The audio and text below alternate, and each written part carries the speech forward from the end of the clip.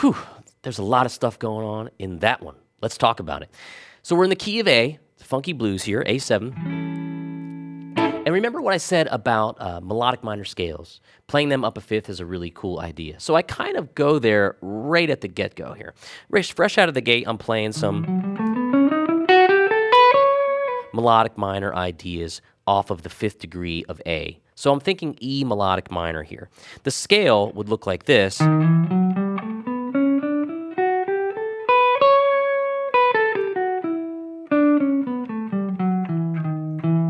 It gets me a lot of cool tones. It gets me an E flat, it gets me an E, it gets me that F sharp there, which could be the 13, a flat 7, the A again, to the 9 is the B, C sharp, there's my 11. Actually, I want to go there.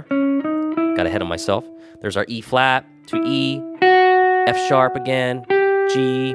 All those notes are in the key of A. Some of them are not in the key of A, but work well with dominant 7 chords, because you can have A9, that's an A7 at the heart of it, A7 flat 5, A7 sharp 5. The flat 5 note we know is great because it's the blue note in our blues scale or our pentatonic scale. When we add that flat 5, it adds a lot of color and texture and flavor. Any other adjective you want to throw in there. So I don't really go for that scale immediately. What I do, though, is kind of hint at it.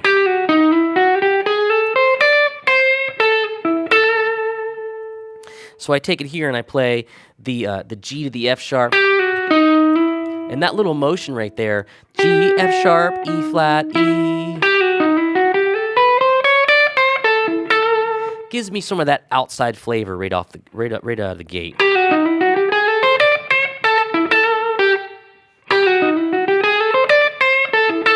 And how do I use my safety net? Pentatonic. So I could go, but that might be a little too much of the melodic minor, so just a touch of it.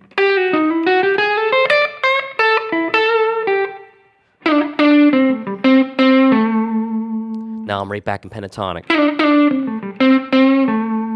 Now I'm going to change to the 4 chord, but I have a lot of vehicles I can use to do that, so I'm going to use C sharp minor 7 flat 5 that we talked about. But I'm only going to use this much of it. C sharp, E, G, that's a really fun way to get to the 4 chord.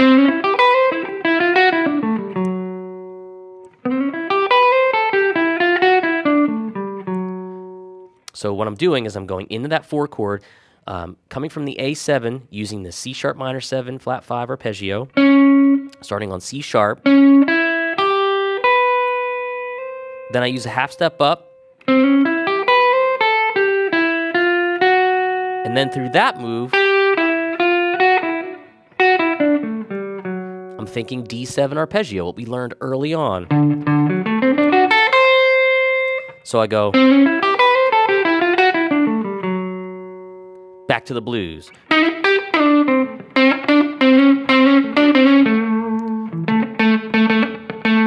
Now, the E chord's coming up. I'm going to play B melodic minor.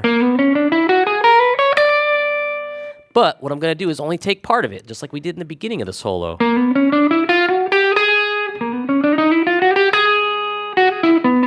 Let's do that again. And what I'll do is chromatically walk it back to the more of the E7 arpeggio idea.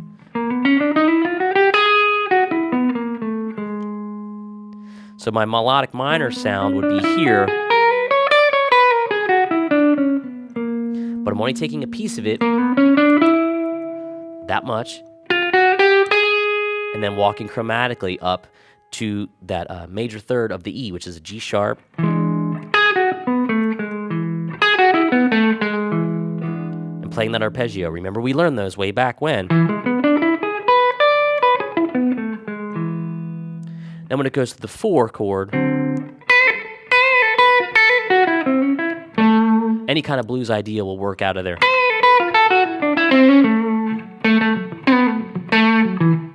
Okay, so now we're cooking along. Now we've got a bunch of different stuff happening.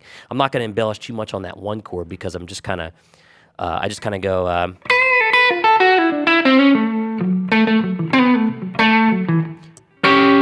I end it with this little two-part chord here, which is the C sharp and a G. You'll have all of that in the tablature, but I really want to highlight some of the more outside stuff that's going on.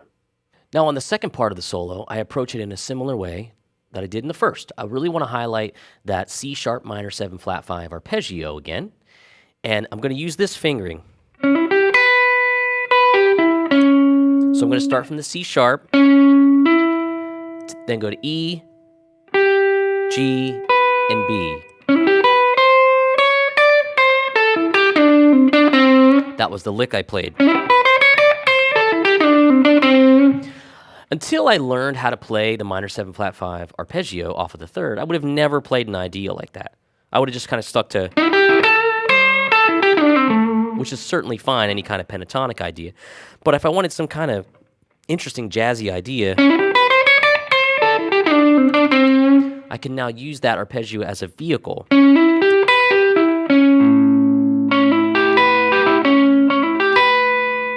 Then what I do is I walk it chromatically up to my safety zone, which is the pentatonic scale.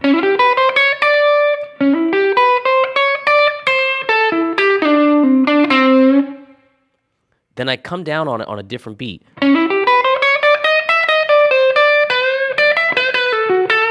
Because I want to get back into straight up blues again. So the first part goes a little more anticipated. 1, 2, 4.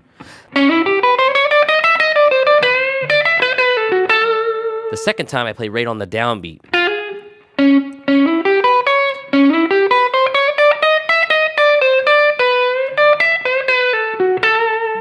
And I walk it chromatically up. And then back down from the 12th fret. Right into a B.B. King idea. So 3, 4, 1, 2.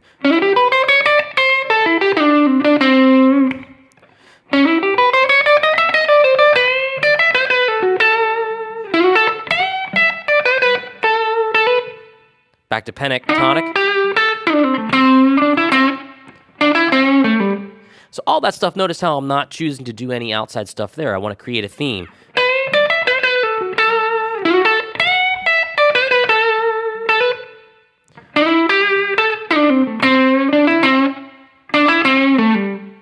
And once I'm there, now I'm going to go to the 4 chord, and I'm going to use that same idea I did before where I'm playing sort of the melodic minor in B. Because I want to approach that E7 chord. Now, a fifth up from E7 would be B, so we play B melodic minor over that chord. So it's virtually the same as the previous solo. I like continuity, I like bringing the ideas in and then keeping them there for a while. But it also pays homage to our chromatic lesson, too.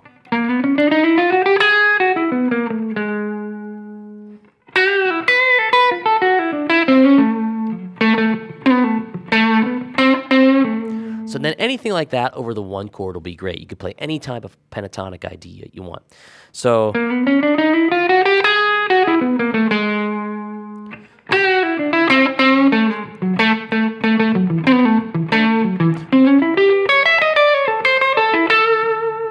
then I wanted one more outside flurry, so I took that C sharp minor 7 flat 5 arpeggio again to create a little flare. I think I actually approached it more like, and that's the idea. So come up with the arpeggio, and as you walk it down, chromatically into home bass, A minor pentatonic.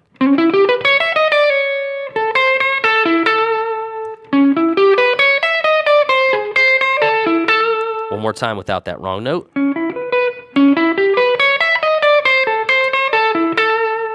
That finishes up the tune.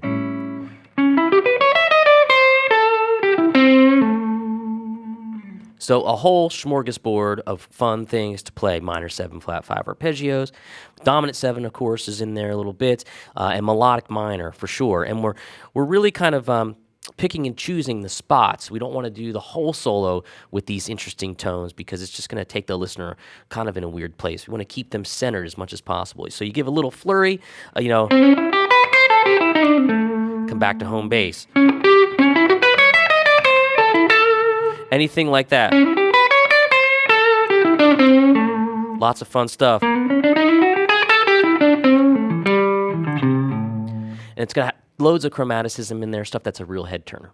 So this is loaded with so much stuff. It's going to take you a while, but really I think you're going to enjoy the outcomes that you get from trying to play some of these newer things harmonically over your standard 12-bar blues.